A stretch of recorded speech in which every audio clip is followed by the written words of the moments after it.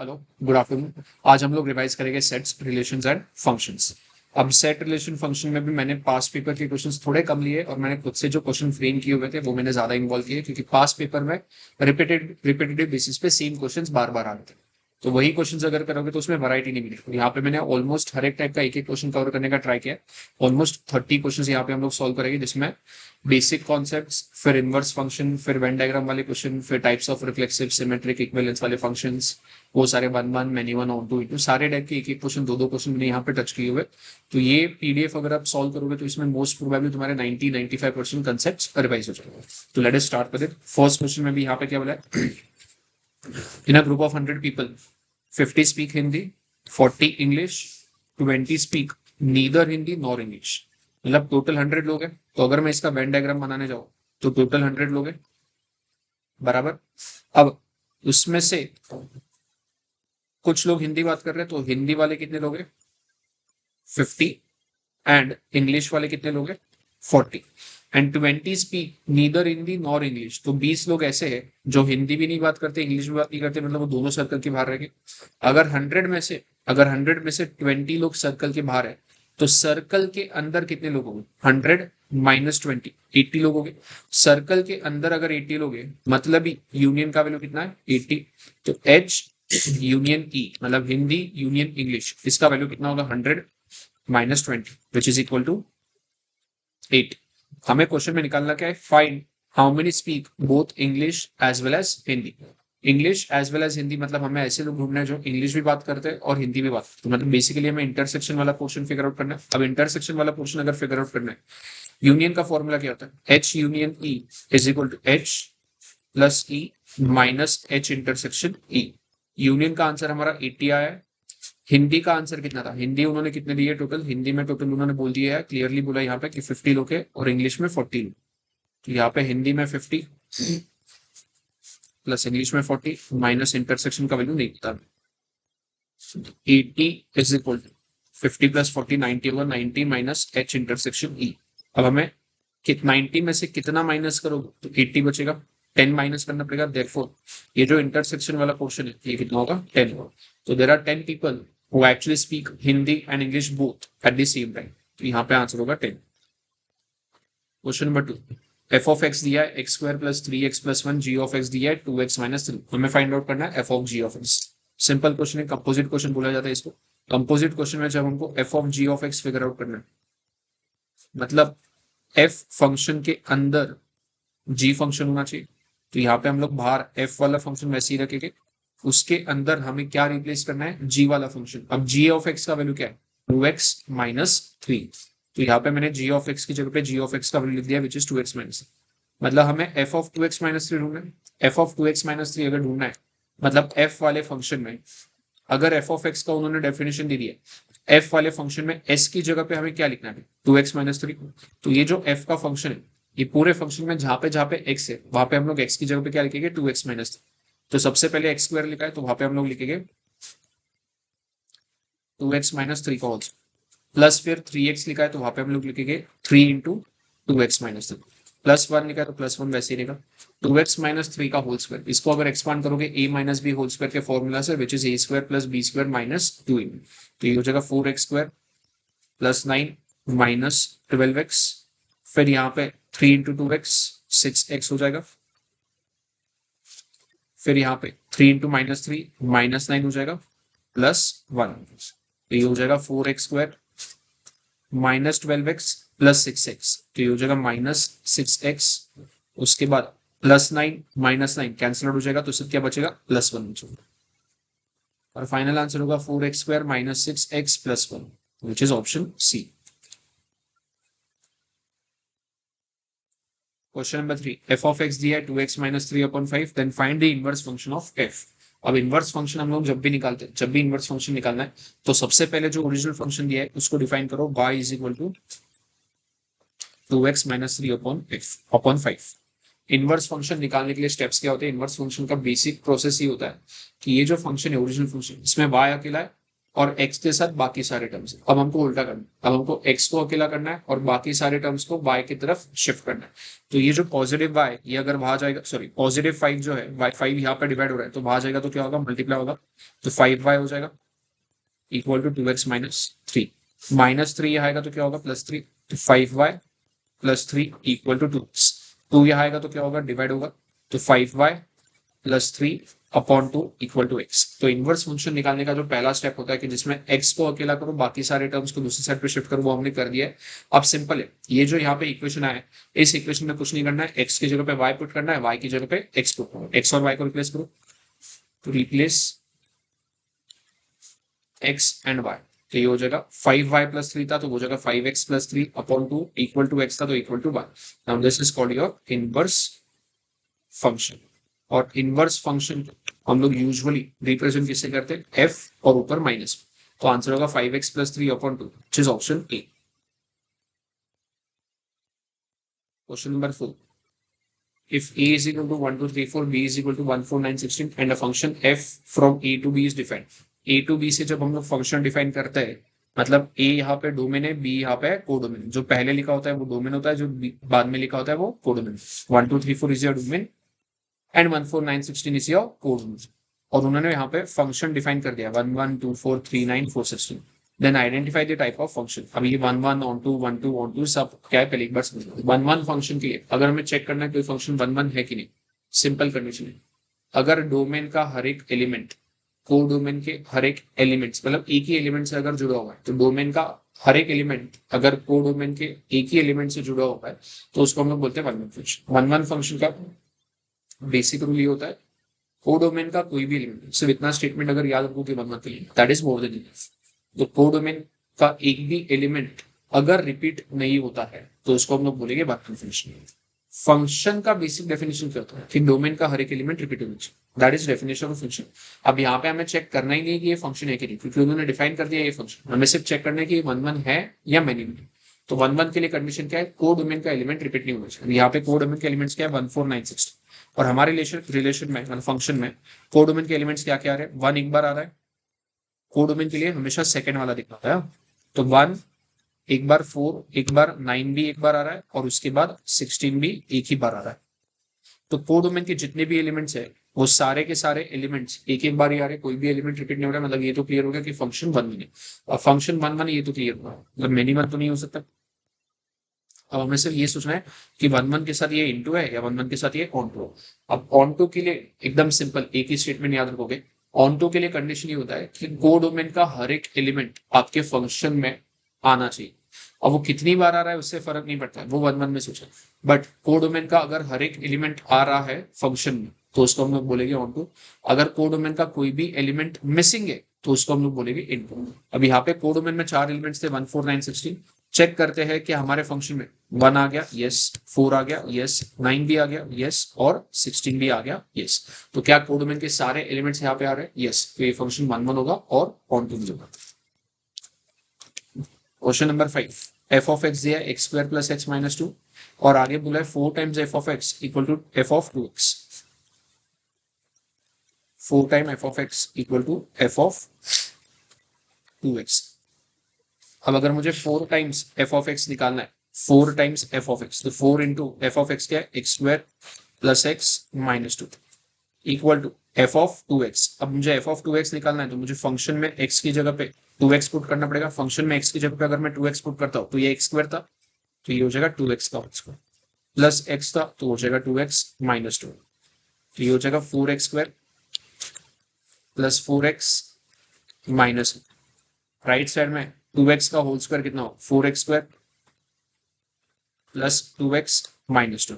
4x square से 4x cancel out, positive 2x अगर यहाँ आएगा तो माइनस होगा, तो 4x माइनस 2x कितना होगा, 6x। माइनस 8 अगर वहां जाएगा तो प्लस 8 होगा, तो पॉजिटिव 8 हो जाएगा वहां जाके, 8 माइनस 2 कितना आएगा, 6। x इक्वल टू कितना होगा, 1 हो जाएगा। हमें x का वैल्यू निकालना तो x इक्वल टू 1। यहाँ पे क्वेश्चन में x इक्वल टू 3 लिखा है मैंने, नहीं ये गलत है, x इक्वल टू 1। एक बार चेक कर लो कुछ गलत नहीं है। 4x square plus 4x minus 8 F of 2x, तो 2x का whole square 4x square 2x minus 2। That's not यहाँ में 2x हो गया 8।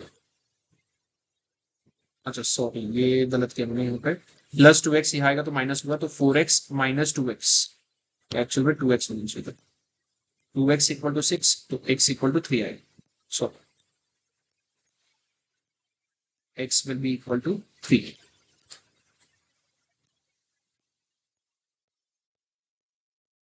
क्वेश्चन नंबर 6, ए का वैल्यू दिया है पी क्यू आर एस, ए में 4 एलिमेंट्स है, बी में 3 एलिमेंट्स है, सी में 3 एलिमेंट्स है, then find C minus A intersection B. C minus A intersection B अगर हमें फिगर आउट करना है तो सबसे पहले तो ए इंटरसेक्शन बी निकालना पड़ेगा। ए इंटरसेक्शन बी अगर कैलकुलेट करोगे, ए और बी में कॉमन एलिमेंट्स कौन से चेक करते हैं। एक तो क्यू कॉमन है और S common. A intersection B में क्या हो जाएगा, क्यू एस। अब हमें कैलकुलेट करना है सी माइनस ए इंटरसेक्शन बी। तो सी में कौन से एलिमेंट है, एम क्यू एन। इसमें से हमें क्या माइनस करना है, क्यू और एस को माइनस करना। जब हम लोग सी माइनस ए इंटरसेक्शन बी करेंगे, मतलब इसमें से ये एलिमेंट्स हटाने, तो यहाँ पे क्यू है और यहाँ पे भी क्यू है, तो उसको हटाना पड़ेगा। बेसिकली हम लोग क्या कर रहे हैं, इसके जो भी एलिमेंट्स है उनमें से कोई भी एलिमेंट अगर यहाँ पे है तो उसको हमें हटाना पड़ेगा। जैसे क्यू यहाँ पे भी है और यहाँ पे भी, तो उसको हटाना पड़ेगा। एस हटाने की जरूरत नहीं इनमें से, क्योंकि एस यहाँ पे है ही। तो यहाँ पे जब माइनस करोगे तो ये होगा M comma N, which is option B.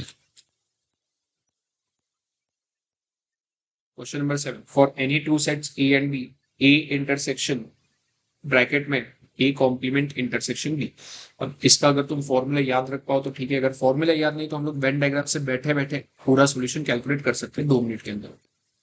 Let's say ये सेट ए है, ये सेट बी है, इसको बोल दिया first part, second part, third part, fourth. सबसे पहले अगर मैं ब्रैकेट की बात करूं, A complement intersection B, A complement में कौन से पार्ट्स आएंगे, let's say A complement intersection B. A complement में कौन से पार्ट्स आएंगे, ए को छोड़ के, मतलब 3,4 पार्ट आएगा। इंटरसेक्शन बी में कौन से पार्ट आएंगे, 3 एंड 2 आएगा। इन दोनों का अगर इंटरसेक्शन करोगे तो तुमको क्या मिलेगा, ओनली पार्ट 3। मतलब ए कॉम्प्लीमेंट इंटरसेक्शन बी का आंसर क्या है, 3। इसका आंसर है थर्ड पार्ट। और ए का वैल्यू क्या है, ए में कौन से पार्ट्स, ए में 1 और 2 है, तो 1,2 ये जो है this is 1,2। Intersection third part, इन दोनों में कोई भी पार्ट कॉमन है क्या, नहीं। यहाँ पे 1 2 है और यहाँ पे 3, मतलब इन दोनों में इंटरसेक्शन कुछ भी नहीं है। तो जब इन दोनों का इंटरसेक्शन करोगे कुछ नहीं मिलेगा, मतलब एम्प्टी सेट में, तो ये पूरा आंसर क्या होगा, empty set. Question number 8. In a set of n, in the set n of natural numbers, the relation R is defined by if and only if A is if and only if x plus y होना चाहिए यहाँ पे, x plus y is divisible by 5, then the relation R is। तो x plus y should be divisible by 5, ये उन्होंने relation बनाने बोला। अब यहाँ पे हमें चेक करना है कि रिलेशन रिफ्लेक्सिव होगा, सिमेट्रिक होगा, ट्रांसमिट होगा। कैसे चेक करते हैं हम लोग, x plus y should be divisible by 5, ये उनका स्टेटमेंट है। रिफ्लेक्सिव के लिए हम लोग एक ही स्टेटमेंट बनाते हैं और हम लोग चेक करते हैं कि वो स्टेटमेंट ट्रू है या फॉल्स है। तो लेट्स से अगर मैं यहाँ पे रिफ्लेक्सिव में यूजुअली क्या होता है, जो नंबर यहाँ पे पुट कर रहे हो वही नंबर यहाँ पे पुट। अगर मैं यहाँ पे 5 पुट करता हूँ और यहाँ पे भी 5 पुट करता हूँ, 5 + 5 10, 10 डिवाइडेड बाय 5, क्या 10 5 से डिविजिबल है, हाँ। तो इसके लिए तो ये ट्रू हो रहा है। बट लेट से अगर मैं कोई और वैल्यू ट्राई करता हूँ, मान लो अगर मैंने यहाँ पे 7 पुट किया और यहाँ पे भी 7 पुट किया, 7 + 7 14, क्या 14 5 से डिविजिबल है, नहीं। तो क्या ये स्टेटमेंट हमेशा ट्रू है, नहीं। कुछ वैल्यूज के लिए ट्रू है, कुछ वैल्यूज के लिए ट्रू नहीं। मतलब इसमें 5,5 तो आ जाएगा, बट 7,7 आएगा क्या, नहीं आएगा। रिफ्लेक्सिव कब होता है, जब 1 1 2 2 3 3 4 4 सब आने चाहिए। बट इसमें 5 5 आएगा, उसके बाद 10 10 आएगा, 15 15 आएगा, बट 7,7 नहीं आएगा, क्योंकि 7 + 7 14, 5 से डिविजिबल क्या, नहीं। तो ये रिफ्लेक्सिव नहीं यूज करता, नॉट रिफ्लेक्सिव। सिमेट्रिक के लिए ऐसे ही करके हमें 2 स्टेटमेंट्स बनाने होते हैं, पहला डिवाइड बाय 5, दूसरा भी डिवाइड बाय 5। तो रिफ्लेक्सिव में एक ही स्टेटमेंट काफी होता है, सिमेट्रिक में 2 स्टेटमेंट बनाने होते हैं। 2 स्टेटमेंट में से पहला वाला स्टेटमेंट हम लोग कंपलसरी ट्रू बनाएंगे और फिर चेक करेंगे उसके करस्पॉन्डिंग दूसरा वाला स्टेटमेंट ट्रू होता है कि नहीं। जैसे अगर मान लो यहाँ पे मैं 3 रखता हूँ और यहाँ पे मैं 7, 3 + 7 10, क्या 10 5 से डिविजिबल है, हाँ। तो पहला स्टेटमेंट ट्रू बनाना है, वो कंपलसरी, वो सिमेट्रिक में पहला ट्रू बनाना है। अब सिमेट्रिक में क्या होता है, अगर तुमने यहाँ पे 3,7 रखा है तो यहाँ पे 7 और 3 रखो और चेक करो, 7 + 3 वो भी 10 होता है। क्या 10 5 से डिविजिबल है? हाँ। तो पहला अगर ट्रू है तो उसकी वजह से दूसरा वाला भी ट्रू आ रहा है। मतलब 3,7 अगर इसमें फिट हो रहा है तो उसका उल्टा 7,3 भी फिट होगा। इसी का मतलब होता है सिमेट्रिक। सिमेट्रिक का मतलब क्या होता है? A, B अगर है तो उसका उल्टा B, A होना चाहिए। तो A प्लस बी अगर 5 से डिविजिबल है तो B प्लस ए भी डेफिनेटली 5 से डिविजिबल होगा। मतलब ये सिमेट्रिक तो है, ये कंफर्म हो। अब क्वेश्चन में अगर तुम देखोगे 4 option, symmetric, reflexive, transitive, equivalence. Reflexive नहीं है, वो तो नहीं हो सकता, वो हटा दो। अगर रिफ्लेक्सिव नहीं है तो इक्विवेलेंस भी नहीं हो सकता, क्योंकि इक्विवेलेंस कब होता है? जब रिफ्लेक्सिव, सिमेट्रिक, ट्रांजिटिव तीन होता है। मतलब ऑप्शन बी भी गया, ऑप्शन डी भी गया। सिमेट्रिक हमने प्रूव कर दिया, तो ट्रांजिटिव के लिए चेक करने की जरूरत है क्या? लॉजिकली चेक करने की जरूरत नहीं है। हम लोग डायरेक्टली सिमेट्रिक टिक कर सकते हैं, क्योंकि ट्रांजिटिव हो ही नहीं सकता। एक साथ हम लोग दो ऑप्शन टिक कर सकते हैं क्या? नहीं कर सकते। बट फिर भी अगर ट्रांजिटिव के लिए चेक करना है तो ट्रांजिटिव में हम लोग टोटल 3 स्टेटमेंट्स बनाते हैं।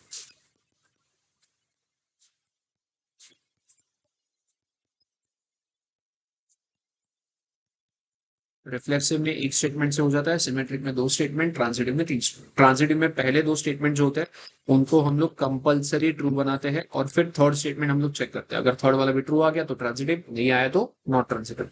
अब ट्रांजिटिव में लेट्स से मैंने यहाँ पे रख दिया, मान लो 3 + 7 10। क्या 10 5 से डिविजिबल है? यस। तो पहला वाला मुझे ट्रू बनाना था, इसलिए मैंने ट्रू बना लिया। ट्रांजिटिव में रूल क्या होता है? यहाँ पे जो सेकंड वैल्यू है वही यहाँ पे फर्स्ट वैल्यू होनी चाहिए। लेट्स से मैंने यहाँ पे 7 रखा और यहाँ पे मान लो अभी के लिए 8 रखा। 7 + 8 15। क्या 15 5 से डिविजिबल है? यस। तो मुझे सेकंड वाला स्टेटमेंट ट्रू बनाना था, हमने वो भी बनाया। अब ये जो इसका सेकंड और इसका फर्स्ट मैच हो गया, अब इसका फर्स्ट और इसका सेकंड लेके अगला स्टेटमेंट बनाओ। तो यहाँ पे आएगा 3 और 8। 3 + 8 11। क्या 11 5 से डिविजिबल है? नहीं। तो ये स्टेटमेंट फॉल्स हो गया, मतलब ये ट्रांजिटिव नहीं। तो यहाँ पे क्लियरली आंसर क्या होगा? Option A, which is symmetric. Question number 9, F of X दिया है X upon under root 1 + x, G of X दिया है X upon under root 1.75 minus X. हमें क्या निकालना है? G of F of X, sorry G of F of 3 निकालना है। तो जी ऑफ एफ ऑफ 3 अगर निकालना है, मतलब सबसे पहले हमको एफ ऑफ 3 कैलकुलेट करना पड़ेगा, क्योंकि जब तक हम लोग एफ ऑफ 3 कैलकुलेट नहीं करेंगे तब तक हम लोग G of F of 3 calculate नहीं कर पाएंगे। तो we have to first find F of 3। X upon under root 1 + x था, फिर हो जाएगा 3 अपॉन अंडर रूट 1 + 3। 1 + 3 कितना है? 4। तो ये हो जाएगा 3 अपॉन अंडर रूट 4। 4 का रूट कितना होता है? 2। मतलब 3/2। 3/2 कितना होगा? 1.5। तो एफ ऑफ 3 का आंसर कितना आ रहा है? 1. हमें एक्चुअल में निकालना क्या था? G of F of 3। G of F of 3 निकालना मतलब जी के अंदर 1.5 डालना पड़ेगा, क्योंकि एफ ऑफ 3 का वैल्यू कितना है? 1.5। अब जी में अगर 1.5 डालना, जी वाला फंक्शन क्या था? X upon under root 1.75 minus X upon under root 1.75 minus X. तो इसमें एक्स की जगह पे क्या कर दो? 1.5 whole divide by under root 1.75 minus X, मतलब -1.5। तो ये हो जाएगा 1.5 अपॉन 1.75 माइनस 1.5 करोगे तो वो हो जाएगा 0.25 का स्क्वायर रूट। तो 0.25 का स्क्वायर रूट करोगे तो वो आ जाएगा 1.5 डिवाइडेड बाय 0.5, और 1.5 अपॉन 0.5 करोगे तो आंसर क्या आएगा? 3। तो फाइनल आंसर क्या होना चाहिए? 3, option C. Question number 10, the number of proper subsets of A, जहां पे ए उन्होंने डिफाइन किया है 1 3 5 6। नंबर ऑफ सबसेट्स का फॉर्मूला क्या होता है? 2n। But number of proper subset का फॉर्मूला क्या होता है? 2n minus 1।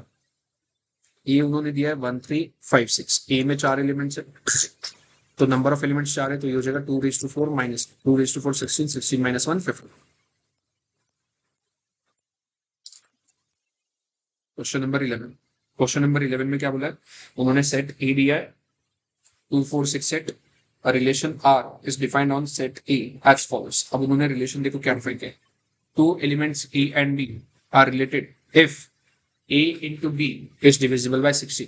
Identify the type of relation। वापस A multiplied by B should be equal to 60। और ये जो दोनों वैल्यूज है A और B के, ये कहाँ से लेने? इस सेट से लेने। रिफ्लेक्सिव में हम लोग क्या करते हैं? दोनों वैल्यूज सेम रखते हैं। रिफ्लेक्सिव में एक ही स्टेटमेंट बनाना होता है और चेक करना होता है वो ट्रू है कि नहीं, और दोनों बॉक्स में सेम एलिमेंट रखना है। दोनों बॉक्स में अगर मान लो मैं 2 रखता हूँ तो 2 इंटू 2 4, क्या 4 इज इक्वल टू ये डिविजिबल डिवाइड बाय 16। अगर मैं यहाँ पे 2 रखता हूँ और यहाँ पे भी 2 रखता हूँ, 2 इंटू 2 4, 4 डिवाइड सॉरी 4 16 से डिविजिबल है क्या? नहीं। तो ये स्टेटमेंट ट्रू हो रहा है क्या? नहीं। मतलब स्टेटमेंट अगर ट्रू नहीं है देन दिस इज फॉल्स, मतलब ये रिफ्लेक्सिव नहीं। हाँ, बाकी के लिए हो सकता है, जैसे मैं अगर यहाँ पे 4 रखता हूँ, 4 इंटू 4 16, क्या 16 16 से डिविजिबल है? हाँ। रिफ्लेक्सिव में क्या होता है, अगर एक के लिए हो रहा है और बाकी के लिए नहीं हो रहा है तो ये रिफ्लेक्सिव नहीं होगा। अगर किसी एक के लिए भी वो स्टेटमेंट ट्रू नहीं हो रहा है तो उसको हम लोग रिफ्लेक्सिव नहीं मान सकते। सबके लिए वो स्टेटमेंट अगर ट्रू होता तो हम लोग उसको रिफ्लेक्सिव मानेंगे। अब सिमेट्रिक में 2 स्टेटमेंट बनाने होते हैं जिसमें से पहला ट्रू होगा और दूसरा हम लोग चेक करेंगे।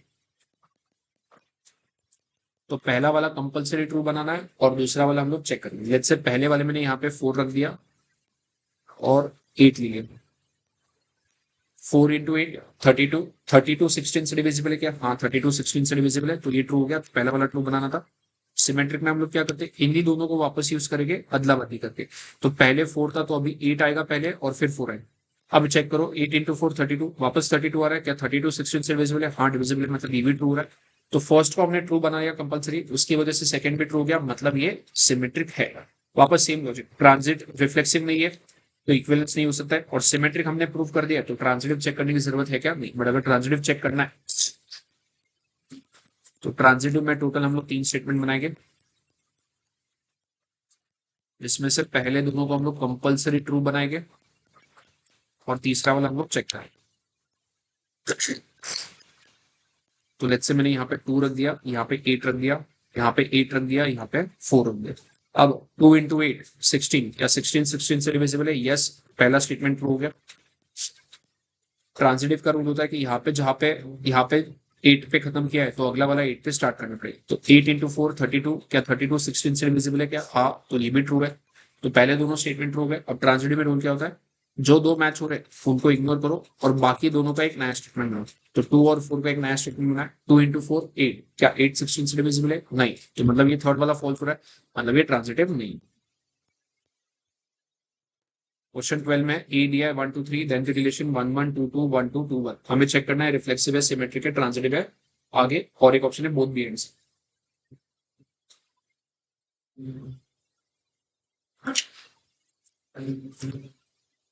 रिफ्लेक्सिव के लिए कंडीशन क्या होता है, 1 1 होना चाहिए, 2 2 होना चाहिए, 3 3 होना चाहिए। 1 1 तो है, 2 2 तो है, बट 3 3 है क्या? नहीं। तो रिफ्लेक्सिव हो सकता है क्या? नहीं। सिमेट्रिक के लिए कंडीशन क्या है कि अगर 1 1 है तो उसका उल्टा होना चाहिए। 1 1 का उल्टा तो 1 1 ही होगा, तो यहाँ पे सिमेट्रिक चेक करने की जरूरत है। 2 2 का उल्टा भी 2 2 होगा, तो सिमेट्रिक चेक करने की जरूरत है। 1 2 का उल्टा क्या होगा? 2 1, क्या 2 1 है? हाँ। 2 1 का उल्टा क्या होगा? 1 2, क्या 1 2 है? हाँ। तो सबके लिए ऐसे चेक करना है। तो इसमें सिमेट्रिक प्रूव हो रहा है क्या? यस, सिमेट्रिक प्रूव हो रहा है। अब चेक करते हैं ट्रांजिटिव। ट्रांजिटिव में हम लोग चेक कैसे करते हैं, अगर ए कॉमा बी है और बी कॉमा सी है तो कंपलसरी ए कॉमा सी होना चाहिए। और ट्रांजिटिव में यूजुअली ये जो 1 1 2 2 टाइप के एलिमेंट्स होते हैं इसके लिए हम लोग चेकिंग नहीं करते। अब मान लो अगर मैं 1 2 के लिए आता हूं तो 1 2 और 2 1 में हम लोग ट्रांजिटिव कैसे चेक करते हैं, इसका सेकंड और इसका फर्स्ट मैच हो रहा है तो इनको इग्नोर करो, बचा हुआ क्या है? 1 1 है। क्या 1 1 का एलिमेंट है क्या? यस, 1 1 का एलिमेंट है, तो यहाँ पे ये ट्रांजिटिव प्रूव हो। तो ऐसे सबके लिए चेक करना है जहां पे किसी एक का सेकेंड और किसी दूसरे का फर्स्ट एलिमेंट को मैच करके एलिमिनेट करो, तो बाकी के जो 2 एलिमेंट्स है उनका जो ऑर्डर पेयर बनेगा वो होना चाहिए, तो वो ट्रांजिटिव हो सकता है। अब इसमें एक और एग्जांपल मैं अगर लेता हूं, जैसे लेट्स से ये 2 2 और ये 2 1, इसका सेकंड एलिमेंट और इसका फर्स्ट एलिमेंट मैच हो रहा है तो इनको इग्नोर करो। तो बाकी जो 2 एलिमेंट्स है, मतलब बाकी के 2 एलिमेंट्स मतलब 2 1, क्या 2 1 का ऑर्डर पेयर है? देखो यहाँ पे 2 1 का ऑर्डर पेयर है, मतलब ये ट्रांजिटिव है। तो ऐसे अगर ट्रांजिटिव चेक करने जाओगे तो ये ट्रांजिटिव प्रूव हो रहा है, मतलब this is symmetric as well as transitive. इसलिए करेक्ट आंसर क्या होगा? Both B ends. Question number 30, A दे दिया है, बी दे दिया है, देन द रिलेशन 1 फॉर वापस चेक करना है। अच्छा, इस बार हमें चेक करना है कि ये जो रिलेशन है is a function from A to B, या फिर function from B to A, या फिर बोथ, या फिर नन। अब function from A to B या function from B to A अगर मैं चेक करना, जब हम लोग function from A to B बात करते हैं तो डोमेन ए होता है, कोडोमेन बी होता है। जब हम लोग फंक्शन फ्रॉम बी टू ए बोलते हैं तो डोमेन बी होता है और कोडोमेन ए होता है। अब चेक करते हैं सबसे पहले first option. Function from A to B. अगर फंक्शन ए टू बी है तो डोमेन ए होगा और कोडोमेन बी होगा। तो फंक्शन के डेफिनेशन के हिसाब से किसी भी रिलेशन को अगर हमें फंक्शन डिफाइन करना है तो उसके लिए एक सिंपल रूल है, डोमेन का हर एक एलिमेंट कवर होना चाहिए और डोमेन का हर एक एलिमेंट एक ही बार आना चाहिए, रिपीट नहीं होना चाहिए। तो यहाँ पे अभी के लिए डोमेन क्या है, सेट ए। तो सेट ए के जो एलिमेंट्स है 1 2 3 वो कवर होने चाहिए और इनमें से कोई भी रिपीट नहीं होना चाहिए। हम लोग चेक करते हैं, 1 आ गया, 2 आ गया, बट 2 कितनी बार आया, 2 बार आ गया। यस 1 2 3 तीनों आ गए, बट डोमेन का एलिमेंट रिपीट हुआ तो वो फंक्शन हो सकता है क्या, नहीं। तो क्या ये function from A to B है, नहीं। अब चेक करते हैं, is it function from B to. Function अगर बी टू ए की हम लोग बात करते हैं, मतलब बी डोमेन है इस बार और ए को डोमेन है। तो अगर फंक्शन हमें डिफाइन करना है तो जो डोमेन है उसके सारे एलिमेंट्स होने चाहिए। इस बार डोमेन क्या है, बी। तो बी के सारे एलिमेंट्स कवर होने चाहिए। हम लोग चेक करेंगे 4 5 6 7 सब है क्या। फर्स्ट वाले में चेक करते हैं, फर्स्ट वाले। सेकंड वाले में अब 4 भी नहीं है, 5 भी नहीं है, 6 भी नहीं है, 7 भी नहीं। सेकंड में चेक मत करो। जब हम लोग फंक्शन बी टू ए बना रहे तो बी डोमेन है, डोमेन हमेशा फर्स्ट पे होता है। तो ये बी टू ए का भी फंक्शन है, ए टू बी का भी फंक्शन है, तो इसलिए आंसर क्या होगा, none of this. Question number 14. If a function is defined as y equal to x minus 4 upon 5x, then find the value of f inverse 1. तो सबसे पहले f inverse निकालना पड़ेगा, फिर उसमें हम लोग x की जगह पे 1 पुट करेंगे। तो सबसे पहले अगर f inverse 1 निकालना है, तो f inverse x अगर निकालना है तो वापस इक्वेशन क्या है, y equal to x minus 4 upon 5x। इसमें हमारा एम क्या होगा, जैसे इस बार y अकेला है तो हम लोग का इनवर्स में एम क्या होता है, x को अकेला करना पड़ेगा। तो सबसे पहले टर्म्स को हमें ट्रांसफर करना पड़ेगा। 5x अगर यहाँ आएगा तो क्या होगा, 5xy equal to x minus 4। x अगर यहाँ आएगा तो क्या होगा, 5xy minus X equal to -1। Left side में अगर x कॉमन लोगे तो ब्रैकेट में क्या बचेगा, 5y माइनस 1 इक्वल टू -4। तो x इक्वल टू कितना हो जाएगा, -4 अपॉन 5y माइनस, क्या x अकेला हो गया, यस x अकेला हो गया, x आइसोलेट हो गया। अब हमें क्या करना है, x की जगह पे y पुट करना है, y की जगह पे x पुट करना है। तो f इनवर्स x, बिल्कुल यहाँ पे इसमें x की जगह पे, सॉरी y की जगह पे x पुट कर, तो ये हो जाएगा -4 upon 5x minus, this is your inverse function. हमें निकालना क्या है, f इनवर्स 1। f इनवर्स 1 अगर निकालना है, मतलब ये जो फंक्शन अभी हमने निकाला इनवर्स फंक्शन, इसमें x की जगह पे क्या पुट करना है, 1 पुट करना है। ये हो जाएगा -4 अपॉन x की जगह पे 1 पुट करोगे, 5 इंटू 1 5 माइनस 1 4 और -4 अपॉन 4, -4 अपॉन 4 कितना होगा, माइनस। f इनवर्स 1 का वैल्यू कितना आ रहा है, -1। Question number 15, F of X उन्होंने डिफाइन कर दिया, हमें फाइंड करना है F of Y by X upon F of X by Y. तो सबसे पहले F of Y upon X निकालेंगे, F of Y upon X. जो उन्होंने एफ ऑफ एक्स दिया है उसमें एक्स की जगह पे क्या पुट करना है, वाई बाय एक्स। तो ये हो जाएगा Y by X upon 1 minus, sorry हाँ, Y by X minus 1। X की जगह पे वाई अपॉन एक्स लिखना है और यहाँ पे भी एक्स की जगह पे वाई अपॉन एक्स। ऊपर वाला वाई अपॉन एक्स वैसे ही रहेगा, नीचे अगर क्रॉस मल्टीप्लाई करोगे तो ये हो जाएगा y minus X upon x. नीचे का टर्म ऊपर जाएगा तो रेसिप्रोकल होकर मल्टीप्लाई हो जाएगा, तो ये हो जाएगा into X upon Y minus X. X और एक्स कैंसिल, तो ये क्या आ गया, y upon Y minus X. ये क्या है, F of Y by X. अब हमें क्या निकालना है, F of X upon Y भी निकालना है। अब F of X upon Y अगर निकालना है तो यहाँ पे एक्स की जगह पे क्या आएगा, एक्स अपॉन वाई, यहाँ पे भी एक्स की जगह पे क्या आएगा, एक्स अपॉन वाई। फिर हो जाएगा X upon Y whole divided by X upon Y minus 1। ऊपर वाला एक्स अपॉन वाई वैसे ही रहेगा, नीचे अगर क्रॉस मल्टीप्लाई करोगे तो क्या है, X minus Y upon Y. ये अगर ऊपर जाएगा तो रेसिप्रोकल हो जाएगा, तो ये हो जाएगा X upon Y multiplied by Y upon X minus Y. Y से वाई कैंसिल, तो ये हो जाएगा X upon X minus Y. ये आ गया सेकेंड इक्वेशन और ये था तुम्हारा फर्स्ट इक्वेशन। हमें बेसिकली क्या ढूंढना है, F of Y upon X divided by F of X upon Y. मतलब फर्स्ट इक्वेशन के आंसर को और सेकंड इक्वेशन के आंसर को हमें डिवाइड करें। तो अगर मैं दोनों को डिवाइड करता हूँ, फर्स्ट इक्वेशन का आंसर क्या है, y upon Y, second equation का आंसर क्या है, x upon X minus Y. Denominator ऊपर जाएगा तो उसका रेसिप्रोकल हो जाएगा, तो ये हो जाएगा y upon Y minus X into X minus Y upon X. क्या y माइनस एक्स और x माइनस वाई को कैंसिल आउट कर सकते हैं, हाँ कर सकते हैं, बस दोनों एक दूसरे के रिवर्स है। तो जब रिवर्स टर्म्स को तुम कैंसिल आउट करते हो तो एक्स्ट्रा माइनस है कर रहा है। तो एग्जाम में, सॉरी फाइनल आंसर में क्या बचेगा, -y upon x. Option A. Question number 16, if a is equal to 1 2 3 4, b is equal to 3 4 5 6, c का वैल्यू भी दे दिया है, यूनिवर्सल सेट भी दे दिया है, then find the value of a intersection b union a intersection b को। तो सबसे पहले मैं a इंटरसेक्शन b ढूंढ लेता हूँ। a और b में क्या कॉमन है, 3 कॉमन है, और 4 कॉम्प्लीमेंट। उसके बाद मैं ए इंटरसेक्शन बी कॉम्प्लीमेंट ढूंढ लेता हूँ। तो ए इंटरसेक्शन बी कॉम्प्लीमेंट के लिए सबसे पहले तो मुझे बी कॉम्प्लीमेंट ढूंढना पड़ेगा, तो पहले बी कॉम्प्लीमेंट फिगर आउट कर लेता हूँ। बी कॉम्प्लीमेंट मतलब बी को छोड़ के बाकी सब, बी में क्या है 1 सॉरी बी में 2 3 3 4 5 6 है, तो बी कॉम्प्लीमेंट क्या आएगा 1 2 3 4 5 6 छोड़ के 7 से लेके यूनिवर्सल सेट में जो बाकी मतलब 7 8 9 10। बी कॉम्प्लीमेंट कैसे निकालते हैं, बी सेट को छोड़ के यूनिवर्सल सेट में जो है। अब हम लोग निकालेंगे ए इंटरसेक्शन बी कॉम्प्लीमेंट। तो ए में और बी कॉम्प्लीमेंट में इंटरसेक्शन मतलब कॉमन क्या है, यहाँ पे 1 2 3 4 है, यहाँ पे 1 2 7 8 9 10, तो दोनों में कॉमन 1 2 है। अब हमें क्या करना है, ये जो ए इंटरसेक्शन बी का आंसर है और ये जो ए इंटरसेक्शन बी कॉम्प्लीमेंट का आंसर है, दोनों का यूनियन लेना है। मतलब इसका और इसका अगर मैं यूनियन लूंगा, तो अगर मैं यूनियन लूंगा फाइनल आंसर विल बी दोनों का union which will be equal to 1 2 3 4।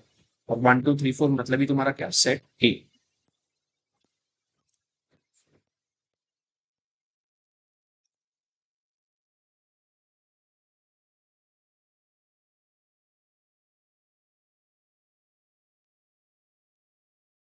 Next question पे आ जाओ। अगले क्वेश्चन में क्या बोला है, the number of elements in a power set that can be formed from the set of the letters of the word Maharashtra. अब सबसे पहले तो महाराष्ट्र में जितने भी लेटर्स है उनका अगर मैं सेट बनाऊं, सेट में हम लोग एलिमेंट्स को रिपीट करते हैं नहीं करते।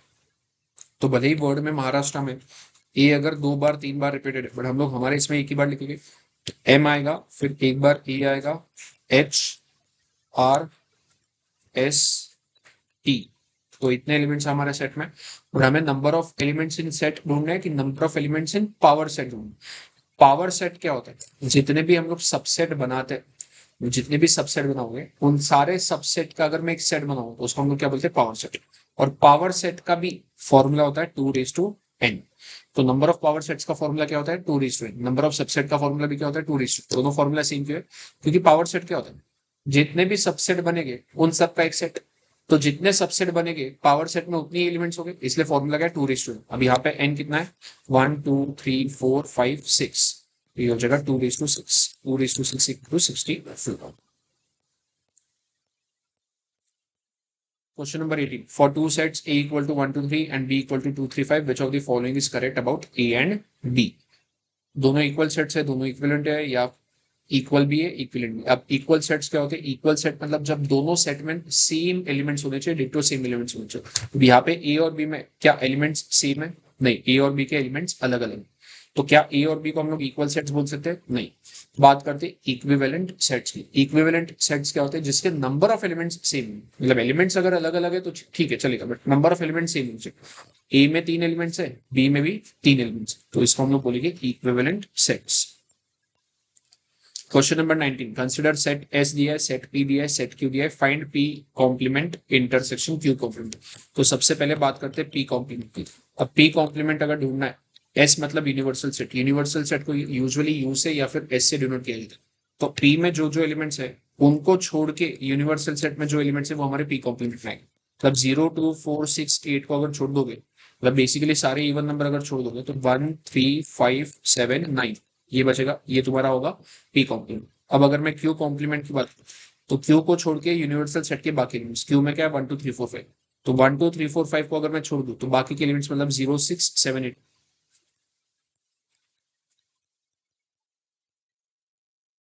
अब हमें इन दोनों का क्या करना है, इन दोनों का इंटरसेक्शन निकालना है। तो इन दोनों के इंटरसेक्शन में कॉमन एलिमेंट कौन से 1 नहीं है, 3 भी कॉमन नहीं है, 5 भी कॉमन नहीं, एक तो 7 कॉमन है और दूसरा 9 कॉमन। तो P complement intersection Q complement will be 7, 9। Question number 20. The set X such that X is between 0 to 5 represents the set when X may take integral values only। एकदम simple question है। X की value 0 से 5 के बीच में होनी चाहिए, 0 भी नहीं होना चाहिए, 5 भी नहीं होना चाहिए, बट 0 से 5 के बीच में कौन से वैल्यूज लेने, whole numbers, natural numbers, integer, decimal, क्या लें। तो यहाँ पे उन्होंने क्लियरली बोल दिया X can take only integer values होंगे। 1 2 3 4। क्वेश्चन नंबर 21 में सेट ए दिया है, सेट बी दिया, the possible number of relations from B to A. अब नंबर ऑफ रिलेशंस के लिए सबसे पहले कार्टेशियन प्रोडक्ट में कितने एलिमेंट्स होंगे वो हमको निकालना पड़ेगा। कार्टेशियन प्रोडक्ट, ए में 3 एलिमेंट्स है, बी में 2 एलिमेंट्स है, तो बी तो ए का अगर हम लोग रिलेशन बना रहे हैं तो ए इंटू बी, ए के 3 एलिमेंट्स, बी के 2 एलिमेंट्स, तो 3 इंटू 2 6, मतलब ए क्रॉस बी में टोटल 6 एलिमेंट्स हो गए। अब कार्टेशियन प्रोडक्ट में अगर 6 एलिमेंट्स है तो नंबर ऑफ रिलेशंस का फॉर्मूला क्या होता है, 2 number of elements in the Cartesian product. यहाँ पे कार्टेशियन प्रोडक्ट में 6 एलिमेंट्स है तो 2:6 which is equal to 64। Question number 22. After qualifying out of 400 professionals, 112 joined industry, 120 started practice, 160 joined as paid assistants. Total 400 थे, उसमें से 112 इंडस्ट्री में गए हैं, 120 ने प्रैक्टिस स्टार्ट किया है और 160 ने पेड असिस्टेंट का जॉब लिया हुआ है। मतलब यहाँ पे टोटल 3 सेट बनते हैं, which is industry, practice and paid assistant. There were 32 who were in both practice and service, 40 in both practice and assistantship, and 20 in both industry and assistantship. There were 12 who did all the three. Find how many could not get any of this. अब question में अगर all the three दिया है, मतलब तीनों का अगर intersection दिया है, तो हमें पता है तीनों का जब इंटरसेक्शन दिया होता है तो हम लोग वेन डायग्राम इजीली बना सकते हैं। और वेन डायग्राम अगर बना लोगे हमारा आंसर अपने आप आ जाएगा। तो टोटल 400 लोगे तो रेक्टेंगल के बाहर 400, इसमें 3 सर्कल बनेंगे। एक होगा तुम्हारा, पहला सर्कल होगा इंडस्ट्री का, दूसरा सर्कल होगा लेट्स से प्रैक्टिस का, और तीसरा सर्कल होगा पेड असिस्टेंटशिप मतलब असिस्टेंट का।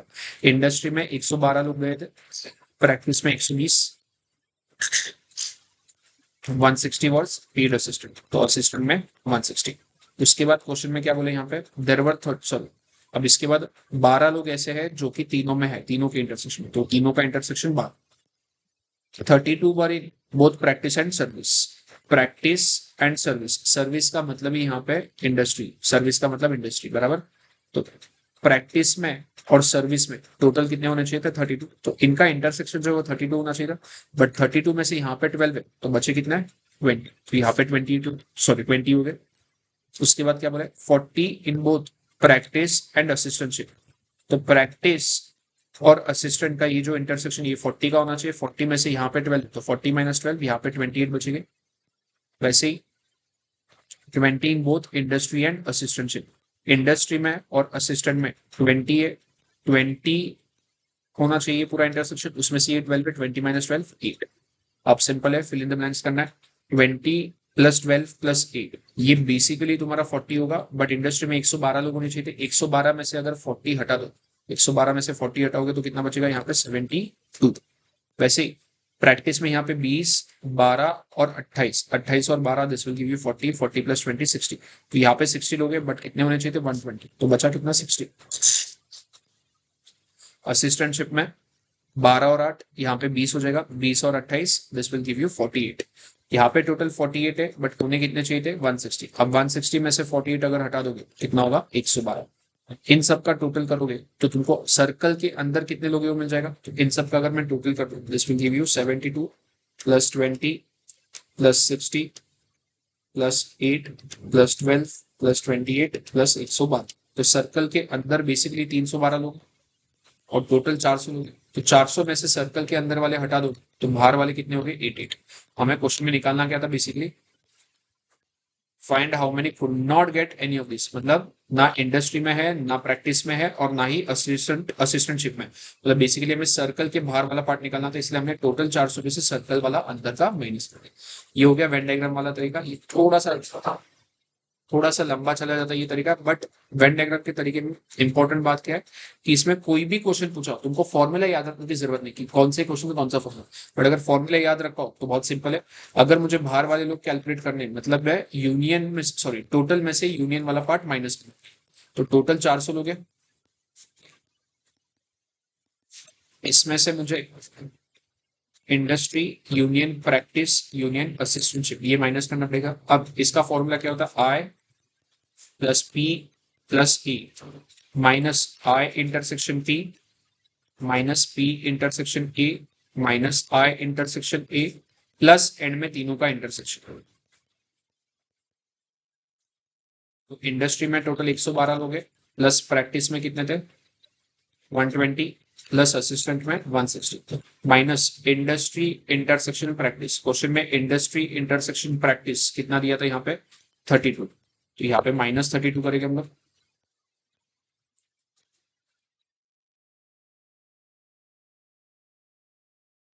उसके बाद क्वेश्चन में प्रैक्टिस और असिस्टेंटशिप का इंटरसेक्शन कितना दिया था, 40 were in both practice and assistantship. तो यहाँ पे -40 करेंगे और उसके बाद -20 भी करेंगे और एंड में तीनों का इंटरसेक्शन मतलब +12 भी करेंगे। तो -40 -20 +12 -40 -20 +12। अब इसका अगर मैं वापस कैलकुलेशन करूँ तो सेम आएगा 312 112 + 120 + 160 -32 -40 -20 +12। तो दिस गिव्स यू 312। तो ये जो टोटल लोगे 400, इसमें से अगर मैं यूनियन हटा दूं तो मुझे बाहर वाला पार्ट मिलेगा विच इज अगेन 88। तो यहाँ पे करेक्ट आंसर होगा 88। वेन डायग्राम से करो या फॉर्मूला से करो डजंट मैटर। इंटरसेक्शन, तीनों का इंटरसेक्शन अगर पता है तो ये हम लोग फॉर्मूला तो ये हम लोग वेन डायग्राम वाला पार्ट लगा सकते हैं, नहीं तो फॉर्मूला करना। The survey among 140 students, 60 play video games, 70 play indoor games, 75 like to play outdoor games, 30 indoor outdoor games, ये सब दिया हुआ है। एंड में देखो क्या हो रहा है, and 8 likes to play all the games। 8 लोग ऐसे हैं जिनको तीनों के तीनों गेम्स पसंद है। तो वापस अगर तीनों का पता है इंटरसेक्शन तो हम लोग वापस पेन डायग्राम बना सकते हैं, हमको निकालना है students who play video games and indoor games but not outdoor games. तो अगर मैं यहाँ पे पेन डायग्राम बनाने चाहूँ,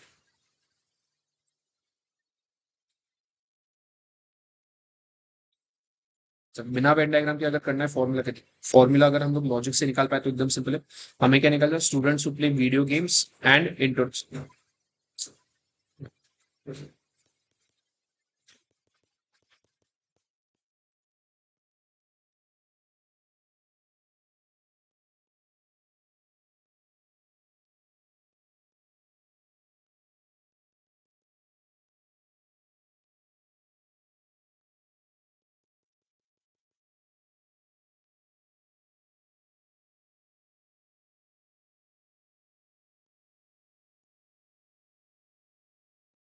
अगर तुम डायरेक्टली यहाँ पे फॉर्मूला के लॉजिक से करने जाओ, हमें निकालना क्या है, students who play video games and indoor games but not outdoor games. अब वीडियो गेम और इंडोर गेम खेलने वाले कितने लोग हैं, 42 play video game and indoor game. But ये 42 के 42 लेने के हमें नहीं, इसमें से वो लोग हटाने हैं जो वीडियो गेम इंडोर गेम तो खेलते बट उसके साथ आउटडोर गेम नहीं खेलनी चाहिए। अब 42 में से 8 लोग ऐसे हैं जो 42 लोग कौन से हैं जो वीडियो गेम भी खेलते हैं और इंडोर गेम भी खेलते हैं, उनमें से 8 लोग को हटा दो क्योंकि वो जो 8 लोग हैं वो तो आउटडोर गेम भी खेलते हैं बट हमको वो नहीं चाहिए। तो 42 में से डायरेक्टली 8 माइनस करोगे तो 34। बट अगर ये स्ट्राइक नहीं हो रहा है, अगर तुम वेन डायग्राम से करोगे तो यहाँ पे सबसे पहले आएगा वीडियो गेम, उसके बाद आएगा इंडोर गेम और उसके बाद आएगा आउटडोर गेम। हमें क्या निकालना है, वीडियो गेम और इंडोर गेम तो चाहिए बट आउटडोर गेम नहीं चाहिए। तो वीडियो गेम और इंडोर गेम का इंटरसेक्शन, वीडियो और इंडोर गेम का इसका इंटरसेक्शन तो चाहिए बट इसमें से ये वाला पोर्शन नहीं चाहिए। मतलब बेसिकली मैं इसे हाईलाइट करके रख रहा हूँ, हमें कौन सा पोर्शन चाहिए, हमें सिर्फ ये वाला पोर्शन कैलकुलेट करना है। अब अगर तुम देखोगे 8 लोग ऐसे हैं जो कि तीनों स्पोर्ट खेलते हैं, तो मैंने यहाँ पे तीनों के इंटरसेक्शन में 8 लिख दिया है। और वीडियो गेम और इंडोर गेम खेलने वाले कितने, 42 है। तो वीडियो और इंडोर का ये टोटल कितना होना चाहिए, 42। बट 42 में से यहाँ पे कितने लोग, 8, जो 42 - 8 34। यहाँ पे आंसर क्या होगा, 34। Question number 24, which of the following is not a set. अब सेट का रूल क्या था, set should be well defined and should have distinct objects. अब जब हमने वेल डिफाइंड इसको, ये वर्ड को जब हमने एक्सप्लेन किया था, वेल डिफाइंड का मतलब क्या होता है कि अगर मैं किसी को भी पूछूं तो सबका आंसर सेम होना चाहिए। तो अगर मैं किसी को पूछता हूँ कि नेचुरल नंबर्स बताओ तो क्या बोलेंगे 1 2 3 4, तो सबका आंसर सेम होगा। बट अगर मैं किसी को बोलूँ कि सक्सेसफुल पीपल का नाम बताओ तो सबके आंसर अलग अलग होंगे, क्योंकि सक्सेसफुल पीपल ये जो होता है ये सब्जेक्टिव है, ये सबका अपना अपना होगा। तो ये जो पार्ट है सक्सेसफुल पीपल वाला, दिस इज नॉट वेल, ये सबके हिसाब से सेम नहीं होगा, तो इसका कोई प्रॉपर डेफिनेशन है नहीं। बट नेचुरल नंबर्स का एक प्रॉपर डेफिनेशन है, वो सबके हिसाब से सेम होगा, वो तो वेल डिफाइंड। तो यहाँ पे हमें चेक करना है विच of the following is not a set. तो हम लोग चेक करते हैं कि कौन से इनसे वेल डिफाइंड नहीं। जैसे set of vowels, set of vowels fix है ए ई आई ओ यू, किसी को भी पूछो आंसर सेम आएगा, तो दिस इज वेल डिफाइंड। फिर यहाँ पे बोला set of cities with average temperature more than 30 degrees in may in India. तो यहाँ पे हमें ऐसे सिटीज ढूंढना है जिनका एवरेज टेम्परेचर 30 डिग्री से ज्यादा होता है इंडिया। अब ये जो पार्ट है दिस इज वेरी स्पेसिफिक और ये वेल डिपेंडेंट, क्योंकि अगर मैं किसी को भी पूछूंगा तो कोई रैंडमली आंसर नहीं देगा, कोई डेटा कंसिडर करेगा। अगर मैंने डेटा में देखा हुआ है कि ये 4 सिटीज है जो 30 डिग्रीज के ऊपर है, तो मैं उन्हीं 4 सिटीज का नाम लूंगा। इसमें ऐसा नहीं होगा कि कोई स्टूडेंट और नाम लेगा, कोई स्टूडेंट और सिटी का नाम लेगा। सब लोग के पास अगर डेटा मैंने दे दिया है कि ये डेटा है, इनमें से आइडेंटिफाई करो 30 डिग्री के ऊपर किसने, तो सबका आंसर सेम होगा। मतलब ये भी वेल डिफाइंड है क्योंकि इसका सबका आंसर सेम है। अब अगला जो है set of intelligent people in NASA. अब इंटेलिजेंट पीपल, इंटेलिजेंस का डेफिनेशन कोई प्रॉपर है ना, this is not well defined. किसी के हिसाब से कोई पर्सन इंटेलिजेंट होगा तो किसी के हिसाब से नहीं होगा। तो यहाँ पे जो जो option see this is not well defined, तो ये सेट में कंसिडर नहीं किया जाए। 25 find the number of proper subsets possible for set ए। वापस प्रॉपर सबसेट्स का नंबर ऑफ प्रॉपर सबसेट का फॉर्मूला क्या होता है, 2 n-1 फॉर सेट ए। और सेट ए क्या डिफाइन किया है, x such that x is a perfect square less than 50। तो 50 से नीचे परफेक्ट स्क्वायर हमारे कौन से हो गए, 1 4 9 16 25 36 14। ये सारे परफेक्ट स्क्वायर हो गए, मतलब टोटल 7 एलिमेंट्स। तो हमारे नंबर ऑफ प्रॉपर सबसेट क्या होगा, 2 minus 127। Question 28. The inverse h inverse where h of x equal to y, sorry, h of x equal to log x to the base 10। तो सबसे पहले तो जो फंक्शन दिया है उसको ऐसे डिफाइन करो y के टर्म्स में, तो log x to the base 10 ये तुम्हारा फंक्शन। हमारा इनवर्स निकालने के लिए एम क्या होता है, x को अकेला, x को अकेला करना है। तो ये जो 10 है ये यहाँ पे ट्रांसफर होगा। तुम्हें पता है log का बेस जब यहाँ पे ट्रांसफर होता है तो इसको वो ऊपर पावर में पुश करेगा। तो बेसिकली क्या हो जाएगा, 10 यहाँ पे आएगा तो क्या होगा, 10 raise to y equal to x। क्या यहाँ पे तुम्हारा x अकेला हो गया, यस। x अगर अकेला हो गया तो अगले स्टेप में क्या करना है, x की जगह पे y लिखो, y की जगह पे x लिखो, तुम्हारा inverse function 10 raise to x equal to y। ये होगा तुम्हारा inverse function h inverse x। तुम्हारा इनवर्स फंक्शन क्या है, 10 रेज टू x। क्वेश्चन 27 में ए दिया है, बी दिया है, calculate cardinal number of A minus B. Cardinal number मतलब सेट नंबर ऑफ एलिमेंट्स। तो सबसे पहले A minus B figure out करना पड़ेगा। ए माइनस बी मतलब सेट ए में से मुझे सेट बी के एलिमेंट्स को निकालना। अब सेट ए में जो सॉरी सेट ए और सेट बी में जो कॉमन एलिमेंट्स है वो निकाल दो। तो जैसे 2 यहाँ पे कॉमन है तो मुझे 2 को निकालना पड़ेगा ए से, बराबर। उसके बाद 4 यहाँ पे कॉमन है तो मुझे 4 को भी निकालना पड़ेगा। 6 भी दोनों में कॉमन है तो मुझे 6 को भी निकालना पड़ेगा। और 8 जो है, 8 यहाँ पे कॉमन है क्या, नहीं, तो 8 को यहाँ से, मतलब 8 यहाँ पे है ही नहीं तो 8 को हम लोग यहाँ से निकालेंगे नहीं। तो यहाँ पे ए माइनस बी में क्या क्या बचेगा, 1 3 5।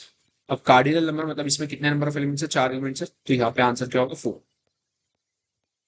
Question number 20 for a relation R, A R B represents that A is related to B. If for all ABC, A are B and B are C implies that A are C, then the relation is, मतलब एकदम simple है, A B है and B comma C B है and because of this, मतलब this implies कि A comma C B. ये कौन सा लॉ है, जब बी और बी मैच हो रहा है इन दोनों का जो नया ऑर्डर पेन बन रहा है, ये कौन सा लॉ है, this is basically transitive relation. तो यहाँ पे ये जो रिलेशन उन्होंने बनाई कौन सा है, ट्रांजिटिव। क्वेश्चन नंबर 29 में एफ ऑफ वाई दिया हुआ है, जी ऑफ वाई दिया हुआ है, हमें F of G of Y ढूंढना है। F of G of Y composite function मतलब F of G of Y अगर ढूंढना है तो एफ के अंदर जी ऑफ वाई होना चाहिए। जी ऑफ वाई क्या है, वाई प्लस 1 अपॉन वाई। मतलब एफ वाले फंक्शन में जाएंगे, वाई की जगह पे हम लोग क्या पुट करेंगे, वाई प्लस 1 अपॉन वाई। तो ये जो एफ का फंक्शन है इसमें वाई की जगह पे क्या पुट करेंगे, Y plus 1 upon Y. F वाला जो फंक्शन था 1 upon 1 plus Y, but Y की जगह पे हम लोग क्या लिखेंगे, वाई प्लस 1 अपॉन वाई। अब यहाँ पे अगर मैं डिनोमिनेटर में क्रॉस मल्टीप्लाई करता हूँ, y इंटू 1 y हो जाएगा, तो ये होगा y plus 1 upon Y. Upon Y ऊपर जाएगा तो मल्टीप्लाई हो जाएगा, ऊपर y नीचे y plus Y, 2y plus 1। ये तुम्हारा फाइनल आंसर है, y upon 2y plus 1। Question number 30 the inverse of the function f of x equal to 2 plus 3x upon x plus 5 by taking f of x as y। ठीक है, inverse निकालना है तो वापस same 2 plus 3x upon x plus 5। तो वापस x को isolate करना है तो ये टर्म को यहाँ पे लेके जाओ। तो ये जब यहाँ पे मल्टीप्लाई होगा तो ये क्या होगा, y into X X Y plus y into 5 Y equal to 2 plus 3x। Positive 3x ये आएगा तो नेगेटिव होगा, तो x Y minus 3x, 5y वहां जाएगा तो माइनस होगा। हम लोग क्या कर रहे हैं, x के सारे टर्म को एक साइड लेके आ रहे हैं ताकि हम लोग x को कॉमन ले सके और उसको आइसोलेट कर सके। x को कॉमन लोगे तो यहाँ पे क्या बचेगा, y minus 2 minus 5y। x equal to कितना होगा, 2 minus 5y on y minus 2। अब एक बार x आइसोलेट हो गया तो कुछ नहीं करना है, x की जगह पे y की जगह पे x। ये हो जाएगा y equal to 2 minus 5x upon x minus 3। ये होगा तुम्हारा इनवर्स फंक्शन।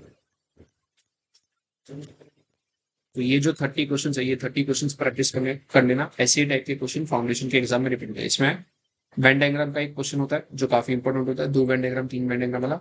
इनवर्स वाला जो होता है वो कभी कभी मतलब मोस्ट ऑफ द केसेस में पूछा जाता है। और जो कंपोजिट फंक्शन है F of G of X, G of F of X, वो एक पूछा जाता है। और फिर कभी कभी रिफ्लेक्सिव, ट्रांजिटिव और सिमेट्रिक, ये 4 टाइप के क्वेश्चन है जो मैक्सिमम टाइम्स रिपीट हुए। बाकी फिर number of subsets, number of proper subsets का फॉर्मूला, कार्डिनल नंबर, या फिर नंबर ऑफ रिलेशंस का फॉर्मूला, टाइप्स ऑफ फंक्शन 1 1 1 2, ये क्वेश्चंस यूजुअली थोड़े से कम बेसिस पे आते हैं, बट एक बार करके चलो, सारे फॉर्मूलाज एक बार रिवाइज करके चलना, इतने 30 क्वेश्चंस प्रैक्टिस करो, इसमें मैक्सिमम क्वेश्चन तुम्हारा कवर होगा।